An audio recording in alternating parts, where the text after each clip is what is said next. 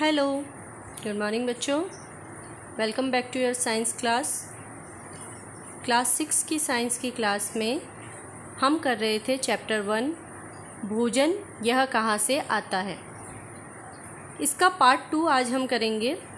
Part first में हमने देखा था कि सजीवों को भोजन की आवश्यकता क्यों होती है।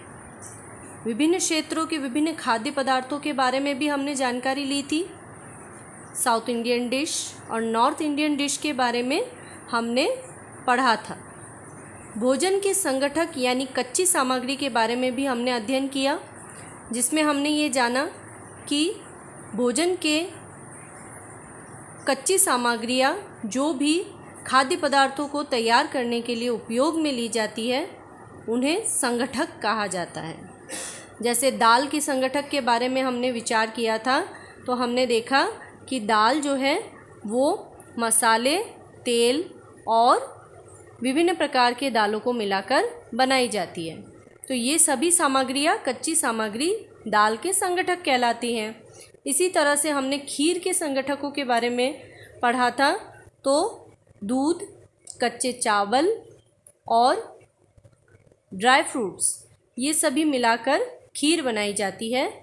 तो ये सभी खीर की कच्ची सामग्री या संगठक कहलाती हैं। इसके अलावा हमने देखा था खाद्य सामग्री हमें कहाँ कहाँ से प्राप्त होती है। तो हमने ये जाना था कि खाद्य सामग्री पादपों से प्राप्त होती है और जंतुओं से प्राप्त होती है। तो पादप स्रोत और जंतु स्रोत दो प्रकार के स्रोतों से हमें खाद्य सामग्रियाँ प्राप्त होती हैं। पादप स्रोतों से हमें अनाज, दालें और मसाले आदि प्राप्त होते हैं, जबकि जंतु स्रोतों से हमें क्या प्राप्त होता है? दूध, दूध से बनने वाले सभी उत्पाद, मांस, मछली। आज हम हमारी वीडियो में अध्ययन करेंगे पादप के खाने योग्य भाग कौन कौन से होते हैं। अभी तो आपने ये सब जाना कि पादप जो है वो खाद्य सामग्रियों का एक मुख्य स्रोत है, क्योंकि पादप से ही हमें भोजन मिलता है। अगर हम देखते हैं तो एक महत्वपूर्ण रूप से पादप जो होते हैं वह अपना भोजन स्वयं बनाते हैं, जबकि अन्य जंतु पादपों पर भोजन के लिए निर्भर रहते हैं। तो पादप भोजन का मूल स्रोत माने जा सकते हैं। अतः हम देखेंगे कि पादप के खाने योग्य भाग कौन कौन से हैं। इसके अलावा आज हम हमारी वीडियो में अध्ययन करेंगे अल्पाहार के बारे में, ब्रेकफास्ट के बारे में। कौन सा ब्रेकफास्ट आपके लिए पौष्टिक होता है। कभी कभी उपयोग में आने वाले आहार के बारे में भी हम जानेंगे, और हम ये भी जानेंगे कि जंतुओं के अलावा कीटों से भी हमें भोजन प्राप्त हो सकता है। इसके अतिरिक्त जंतुओं का भोजन क्या होता है, विभिन्न प्रकार के जंतु किस प्रकार से भोजन ग्रहण करते हैं, और भोजन के आधार पर जंतुओं को हम किस प्रकार से वर्गीकृत कर सकते हैं, इस बारे में आज के टॉपिक्स में हम अध्ययन करेंगे। Let's begin the class.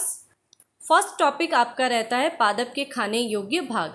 हम जानते हैं कि पादप के मुख्य भाग जो है उनमें सबसे पहले जड़ यानी रूट्स, तना स्टेम, पत्तियाँ लीव्स, फूल यानी फ्लावर, फ्रूट्स फल और सीड यानी बीज, ये सभी जो है वो पादप के भाग होते हैं, मुख्य भागों में गिने जाते हैं। क्या हम पादप के इन सभी भागों को खा सकते हैं? किसी एक पादप के भाग के किसी एक भाग को हम खा सकते हैं। हम जानते हैं कि पादप जो है वो अपना भोजन स्वयं बनाते हैं और उसी भोजन को वो अपने विभिन्न भागों में एकत्रित कर लेते हैं। इन सारे भोजन को वो अलग अलग भागों में एकत्रित करते हैं। कभी वो अपनी पत्तियों में एकत्रित करते हैं, कभी जड़ों में, कभी तने में, कभी बीज के रूप में, कभी फूल के रूप में या कभी फल के रूप में एकत्रित करते हैं। और इसी प्रकार से हम क्या करते हैं, इन्हीं स्टोर फूड को या एकत्रित भोजन को हम अपने भोजन के रूप में काम में लेते हैं, उपयोग में लेते हैं। तो कुल मिलाकर देखा जाए तो पादप के खाने योग्य भाग ये सभी भाग हैं। मुख्यतः 6 भाग जो हैं वो पादप के खाने योग्य भागों में गिने जा सकते हैं। अब किसी एक पादप के एक ही भाग को हम खा सकते हैं या किसी एक पादप के अनेक भाग को हम खा सकते हैं। वो डिपेंड करता है कि पादप ने अपना फूड किस में स्टोर किया है। ठीक है, तो आज हम इसी के बारे में जानेंगे कि पादप के कौन कौन से खाने योग्य भाग, किस पादप के कौन कौन से खाने योग्य भागों को हम भोजन के रूप में उपयोग में लेते हैं। जैसे अगर मैं यहाँ पर जड़ की बात करूँ तो जड़ों में आप देखें मूली, गाजर, चुकंदर, ये सभी जड़ के रूप हैं जिनमें भोजन एकत्रित रहता है और हम इनके जड़ वाले भाग को ही भोजन के रूप में काम में लेते हैं। इसी तरह से तने में देखें तो ट्यूबर्स यानी कि तने जो है वो 3 तरह के हो सकते हैं। एक ज़मीन के नीचे ट्यूब की फॉर्म में जो कि ग्रंथिकाओं के रूप में, फूले हुए ग्रंथिकाओं के रूप में होती है। कुछ राइजोम यानी कि बहुत ज़्यादा फैलती है उस रूप में हो सकती है, जैसे कि अदरक, हल्दी। ठीक है, इसके अलावा कुछ बल्ब के रूप में, कुछ तने जो होते हैं वो बल्ब के रूप में एकत्रित हो जाते हैं, जैसे प्याज और लहसुन। ओके, तो इन्हें हम भोजन के रूप में ग्रहण करते हैं। ये पादप के तने वाला भाग होता है। इसके अलावा पादप के अंदर पत्तियों वाले भाग को भी हम भोजन के रूप में ग्रहण करते हैं, जिसमें कौन सी आती है? पालक, मेथी, बथुआ, धनिया और पत्ता गोभी। ये सभी पादप की पत्तियां हैं जिन्हें हम भोजन के रूप में ग्रहण करते हैं। फल में देखें तो पादप का जो फल वाला भाग होता है, जितने भी प्रकार के फल हम भोजन के रूप में ग्रहण करते हैं, उसके अतिरिक्त जितनी भी सब्जियां होती हैं वह भी क्या होती है? भोजन के रूप में ग्रहण की जाती। ये सभी सब्जियां क्या होती है? पादप का फल वाला भाग होता है। आप कहेंगे ये तो सब्जियां हैं, परंतु वास्तव में ये पादप का फल होता है जो पादप में उगता है और इन्हीं को हम सब्जियों के रूप में, भोजन के रूप में ग्रहण करते हैं। फूल के लिए अगर एग्जाम्पल ले तो फूल गोभी और काशी फल, नाम सुना होगा आपने, सीताफल कहा जाता है। सीताफल के फूलों को विभिन्न व्यंजनों में काम में लिया जाता है, पकोड़ों के रूप में भी काम में लिया जाता है। तो ये फूल वाले भाग हैं जो हम खाते हैं। ओके, और लास्ट में आते हैं हम शीड पर। तो शीड जो है पादप का वह मुख्य भाग है जिससे नया पादप उगता है, परंतु इस शीड को भी हम या बीज को भी हम भोजन के रूप में ग्रहण कर सकते हैं अनाज के रूप में। अनाज जितने भी होते हैं, गेहूँ, बाजरा, जौ, ज्वार, ये सभी क्या होते हैं? बीज, पादप के बीज वाला भाग है जिसे हम भोजन के रूप में ग्रहण करते हैं। दालें, ये भी क्या है? पादप का बीज वाला भाग है। इसके अतिरिक्त जितने भी प्रकार के नट्स यानी कि काजू, मूंगफली आदि हम लोग ग्रहण करते हैं, वह सभी भी पादप का बीज वाला भाग ही होता है। इसके बारे में हम डिटेल स्टडी करते हैं क्योंकि आपके एग्ज़ाम पॉइंट ऑफ व्यू से इस टाइप का क्वेश्चन आ सकता है कि किस पादप का कौन सा भाग खाया जाता है, दैट इज़ मोस्ट इम्पॉर्टेंट। तो आपको उसको देखना है। सबसे पहले आप देखें कि किस पादप की पत्तियों को हम भोजन के रूप में ग्रहण करते हैं। तो देखिए, पत्ता गोभी, पालक, मेथी, बथुआ, धनिया, ये सब नाम आप लिख सकते हैं। पादप के फल वाले भाग कौन से होते हैं? तो सभी प्रकार की सब्जियां और जो मौसमी फल हम उपयोग में लेते हैं वो सभी क्या है? पादप का फल है। तो उसे आप डाल सकते हैं इस आंसर में। भिंडी, मिर्ची, मटर और फलीदार दालें जो होती है वह भी पादप का फल वाला भाग भी होता है। फूल, कौन से पादप के फूल खाने योग्य होते हैं? तो उसमें आंसर आएगा आपका फूल गोभी और ब्रोकली। तो फूल गोभी, ब्रोकली और काशी फल के जो फूल हैं वह खाने के रूप में उपयोग में लिए जाते हैं। बीजों में देखना, मटर, दालें, अनाज, गेहूँ, बाजरा। रूट्स यानी जड़ के रूप में किस पादप के जड़ को हम भोजन के रूप में उपयोग में लेते हैं? बहुत सारे एग्जाम्पल हैं, मूली, गाजर, चुकंदर, शलजम आदि। तने, तो तने में 3 एग्जाम्पल आएंगे आपके। एक राइजोम जिसमें हल्दी, अदरक आएगा। ट्यूबर्स में आपके आलू, शकरकंद, जमीकंद और बल्ब के रूप में प्याज और लहसुन आएगा। लास्ट में स्टेम यानी तने की बात करें तो अश्वगंधा के तने और गन्ना, ये सभी किस में आते हैं? तने के रूपांतरित रूप हैं जिनमें भोजन स्टोर रहता है और इन्हें हम भोजन के रूप में काम में लेते हैं। आपके पास कोई भी किसी भी प्रकार का प्रश्न इससे रिलेटेड आता है तो होपफुली अब आप उसका आंसर लिख सकते हैं। नेक्स्ट टॉपिक के लिए हम चलते हैं। हमने देखा कि हम बीजों को भोजन के रूप में काम में लेते हैं, तो इन बीजों में से कुछ बीज ऐसे होते हैं जिन्हें हम अंकुरित करके अल्पाहार के रूप में काम में लेते हैं। अल्पाहार क्या होता है? ब्रेकफास्ट को हम अल्पाहार कहते हैं। जो मॉर्निंग ब्रेकफास्ट होता है उसमें आप अंकुरित अनाज या अंकुरित दालों को या अंकुरित बीजों को काम में लेते हैं। वह अंकुरित बीज जो है आपके लिए बहुत ज़्यादा पौष्टिक होते हैं और स्वास्थ्यवर्धक होते हैं। इन बीजों को अंकुरित करने का क्या तरीका है, किस प्रकार से ये अंकुरित किए जाते हैं? तो सबसे पहले आपको क्या करना है, कुछ चने या मूंग के बीज लेने हैं और इन बीजों को, जो दाल है वही बीज होते हैं, तो उन दालों को आप लेंगे और जल में भिगो देंगे। एक रात के लिए आप उसको भिगो दें या 24 घंटे के लिए जब आप उसको भिगो देते हैं तब वो फूल जाते हैं और फूलने के बाद आप उनको निथार लें। निथार कर उसे एक मलमल के कपड़े या सूती कपड़े में बांध कर रख दें। जब आप 2 या 3 घंटे बाद या जब तक उसमें से आपको छोटी से छोटी जड़ नुमा संरचनाएँ, ये जो वाइट कलर की संरचनाएँ आप देख पा रहे हैं, इस तरह की जड़ नुमा संरचनाएँ ना निकल जाए तब तक आप उसको ढके रखें और उसी कपड़े में बांध कर रखें। जब ये जड़ नुमा संरचना आपको दिखने लग जाए तब आप उसे निकाल कर सलाद के रूप में खा सकते हैं या अंकुरित अनाज के रूप में उपयोग में ले सकते हैं। ये जो जड़ नुमा संरचना दिखाई देती है ये अंकुर कहलाती है। जब किसी बीज को उचित या पर्याप्त रूप से नमी और पोषण प्राप्त होता है तब यह जड़ नुमा संरचना उस बीज से बाहर आती है जिसे हम अंकुर कहते हैं और इस प्रकार से बीजों से अंकुर के निकलने की क्रिया अंकुरन कहलाती है। यदि इन बीजों को जमीन में या मृदा में लगा दिया जाए तो इस बीज से नया पादप उगने लग जाता है। तो ये जो अंकुरित अनाज या अंकुरित बीज होते हैं ये ग्रोइंग एज के लिए बहुत ज़्यादा अच्छे होते हैं, क्योंकि इसमें क्या होता है, बहुत अधिक मात्रा में प्रोटीन होता है, तो ये आपके स्वास्थ्य के लिए बहुत अच्छे होते हैं। अल्पाहार के रूप में ये सबसे बेस्ट है। चलिए नेक्स्ट टॉपिक देखते हैं कि आपके जो केवल जंतुओं से ही भोजन आपको प्राप्त होता है या केवल पादपों से ही भोजन आपको प्राप्त होता है, ऐसा नहीं है। कुछ कीटों से भी आपको भोजन प्राप्त हो सकता है, जैसे मधुमक्खियाँ। मधुमक्खियाँ जो होती है वो क्या करती है, एक बहुत बड़े आपने मधुमक्खी के छत्ते अपने आसपास देखे होंगे और उनसे शहद निकालते हुए भी आपने देखा होगा। परंतु ये मधुमक्खियाँ इन छत्तों में शहद इकट्ठा कैसे करती है और इन शहद को हम भोजन के रूप में कैसे उपयोग में लेते हैं, देखें।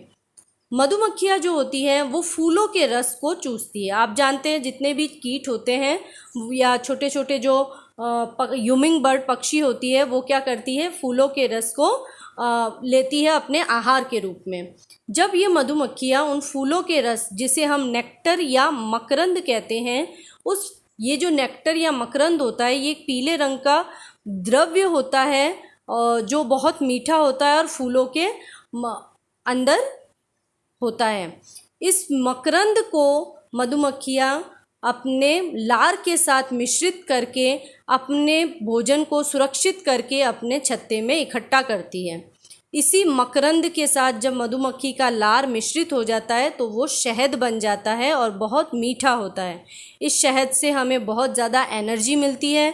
जब मधुमक्खियाँ उड़ जाती है तो वो अपने साथ इस शहद को भी ले जाती है, लेकिन मधुमक्खियों के छत्ते से इस शहद को प्राप्त करने के लिए मधुमक्खियों को पहले उड़ाना पड़ता है और उस छत्ते को बाहर निकालकर उसमें से सारा शहद बाहर निकाल लिया जाता है। ये शहद बहुत ज़्यादा हमें क्या देता है, ऊर्जा देता है, एनर्जी देता है। ठीक है, तो कीटों से भी हमें क्या प्राप्त होता है, भोजन या आहार प्राप्त होता है। विभिन्न प्रकार के जंतुओं को आपने अपने आसपास देखा होगा। जंतुओं से हमें भोजन तो प्राप्त होता है, परंतु क्या आप जानते हैं ये जंतु किस प्रकार से भोजन ग्रहण करते हैं? ये जंतु अपने आसपास किस प्रकार का भोजन करते हैं। अपने आसपास आपने बहुत सारे जंतुओं को देखा है। क्या सभी प्रकार के जंतु एक ही प्रकार का भोजन करते हैं? क्या बिल्ली जो खाती है वही कुत्ता खाता है, या जो हाथी खाता है वही घोड़ा या हिरन या शेर खाता है? ऐसा नहीं है, सबका भोजन अलग अलग है। सब अपने अपने अनुकूल भोजन ग्रहण करते हैं, अपने हिसाब से अपने भोजन को ग्रहण करते हैं। तो यहाँ आपकी बुक में एक सारणी दे रखी है, एक टेबल दे रखी है। इस टेबल को जब आप फिल करेंगे तब आपको पता चलता है कि यहाँ पर जो जंतुओं के, विभिन्न प्रकार के जंतुओं के नाम दे रखे हैं, इन नामों के आगे आपको क्या करना है, उनके भोजन को फिल करना है। ओके, कुछ एग्जाम्पल मैं देती हूँ। जैसे बकरी, बकरी क्या खाती है? अनाज और चारा खाती है। ये अनाज और चारा जो है वो कहाँ से प्राप्त होता है? पेड़ पौधों से प्राप्त होता है। क्या बकरी को कभी आपने देखा है जंतुओं से प्राप्त उत्पादों को ग्रहण करते हुए? कभी भी नहीं। ठीक है, इसी प्रकार से छिपकली को देखिए, वो पेड़ पौधों से प्राप्त होने वाले उत्पादों को ग्रहण नहीं करती, जबकि जंतुओं से प्राप्त यानी कि कीटों को खाती है वो। शेर मांस मछली खाता है, सांप कीट खाता है, बिल्ली जो है वो मांस और मछली खाती है, साथ ही साथ वो अनाज भी ग्रहण करती है। तो वो पादपों से और जंतुओं दोनों से प्राप्त होने वाले भोजन को ग्रहण करती है। तो बिल्ली का जो आहार है वो पहले पड़े हुए हमारे जंतुओं के आहार से अलग है। मनुष्य जो है वह भी अनाज, फल, सब्जी आदि ग्रहण करता है, साथ ही साथ मांस और मछली भी ग्रहण करता है। तो इस प्रकार से हमने ये देखा, इस सारणी को भरने पर हमें ये प्राप्त होता है कि सभी जंतु जो हैं वो अलग अलग प्रकार के भोजन आहार ग्रहण करते हैं। तो इसीलिए आहार के आधार पर जंतुओं को हम विभिन्न भागों में बांट सकते हैं। तो जंतु मुख्यतः आहार ग्रहण करने के आधार पर 3 प्रकार के होते हैं। पहला शाकाहारी, सेकंड मांसाहारी, थर्ड सर्वाहारी। ठीक है, अब इनके बारे में डिटेल स्टडी करते हैं कि शाकाहारी क्या होते हैं, मांसाहारी और सर्वाहारी क्या होते हैं। तो देखिए, शाकाहारी जंतु वे जंतु होते हैं जो अपना भोजन सीधे ही पौधों से प्राप्त करते हैं। शाकहारी, शाक प्लस आहारी कहते हैं। शाक अर्थात क्या होगा? पादप। पादपों या पादपों से प्राप्त होने वाले उत्पादों को खाने वाले जंतु शाकाहारी जंतु कहलाते हैं। जैसे एग्जाम्पल के तौर पर गाय जो है वह क्या करती है? केवल पत्तियाँ खाती है, अनाज खाती है, सब्जियाँ खाती है, या चारा या खली खाती है। तो ये सभी उत्पाद जो प्राप्त हुए ये सारे पादपों से प्राप्त होने वाले उत्पाद हैं। गाय पादपों से प्राप्त होने वाले उत्पाद ही ग्रहण करती है, इसलिए वह शाकाहारी जंतु कहलाती है। गाय के अलावा अन्य एग्जाम्पल इसके घोड़ा, हिरन, भैंस आदि भी, बकरी आदि भी शाकाहारी जंतुओं की श्रेणी में आते हैं। नेक्स्ट देखिए, मांसाहारी जंतु। तो शेर और चीता को आपने देखा होगा, वो क्या करते हैं? मांस फाड़कर दूसरे जंतुओं को मार कर खाते हैं, छोटे जंतुओं को मार कर खाते हैं। इसी तरह से छिपकली आपने देखी होगी, वह भी क्या करती है? कीटों को खाती है या दूसरे जंतुओं के अंडों को खाती है। सांप दूसरे जंतुओं के अंडों को खाता है। तो वे जंतु जो अपना भोजन किसी अन्य जंतु पर निर्भर रहकर प्राप्त करते हैं। अब अन्य जंतु पर निर्भर रहकर प्राप्त करने का अर्थ ये है कि अन्य जंतुओं को मार कर अपना भोजन ग्रहण करते हैं, उसे हम मांसाहारी जंतु कहते हैं। जैसे शेर, चीता, छिपकली, सांप आदि। ओके, नेक्स्ट सर्वाहारी जंतु। वे जंतु जो अपना भोजन सर्वाहारी, सर्व यानी सभी कुछ खाने वाले, आहार सभी प्रकार का आहार ग्रहण करने वाले, तो वे जंतु जो अपना भोजन पादप उत्पाद और जंतु उत्पाद दोनों से प्राप्त करते हैं उन्हें सर्वाहारी जंतु कहते हैं। यानी वो पेड़ पौधे की भी खाते हैं और वो मांस, मछली या अंडे भी खाते हैं। ओके, तो ये चीज़ आपको याद रखनी है। सर्वाहारी जंतु कौन हो गए? सर्वाहारी जंतु जो सभी प्रकार का भोजन यानी पादप और जंतु दोनों से प्राप्त भोजन ग्रहण करते हैं, उन्हें हम सर्वाहारी जंतु कहते हैं। जैसे कुत्ता, बिल्ली, कौवा, आपने इनको देखा होगा, चिड़िया, ये सभी जो है वो अनाज के दाने भी खाते हैं, रोटी भी खाते हैं, दूध भी पीते हैं। दूसरे आपने कुत्ते को देखा होगा चूहा या बिल्ली को मारकर खाता है, या बिल्ली को देखा होगा चूहा मारकर खाती है, और कौवे को भी आपने इसी प्रकार से खाना खाते हुए देखा होगा। तो ये सभी जो है वो सर्वाहारी जंतुओं की श्रेणी में आते हैं, क्योंकि ये दोनों प्रकार के उत्पादों को ग्रहण करते हैं। इसी तरह से मनुष्यों की अगर बात करें तो मनुष्य क्या है? मनुष्य भी सर्वाहारी जंतु है, क्योंकि वो सभी प्रकार के आहारों को ग्रहण करता है वो वेजिटेरियन भी है, वो नॉन वेजिटेरियन भी है, यानी कि वो शाकाहारी पेड़ पौधों से प्राप्त होने वाले खाद्य पदार्थों को भी भोजन के रूप में ग्रहण करता है और जंतुओं से प्राप्त होने वाले भोजन को भी खाद्य पदार्थ के रूप में ग्रहण करता है। तो इसीलिए मनुष्य जो है वह भी सर्वाहारी जंतु ही गिना जाता है। ओके, तो होपफुली आपको ये पूरा चैप्टर आपका कंप्लीट हो गया है और अच्छे से समझ में आ गया होगा। अगर आपको ये चैप्टर बहुत अच्छे से समझ में आ गया है, ये वीडियो देखने के साथ साथ आपने अगर इसका फर्स्ट वीडियो नहीं देखा है तो प्लीज़ इसका फर्स्ट वीडियो भी देखें, ताकि आपको पूरा चैप्टर अच्छे से इंक्लूड होकर पूरा चैप्टर समझ में आ जाए। और इसका डिस्क्रिप्शन बॉक्स में इसका लिंक मैंने दे रखा है पार्ट 1 का। होपफुली आपको ये वीडियो हेल्पफुल रही है। अगर हेल्पफुल रही है तो इसे प्लीज़ लाइक करें, सब्सक्राइब करें चैनल को और वीडियो को ज़्यादा से ज़्यादा शेयर करें, ताकि इसी प्रकार से दूसरे लोगों को भी, दूसरे बच्चों को भी ये वीडियो हेल्पफुल हो। Thank you. मिलते हैं नेक्स्ट वीडियो के साथ।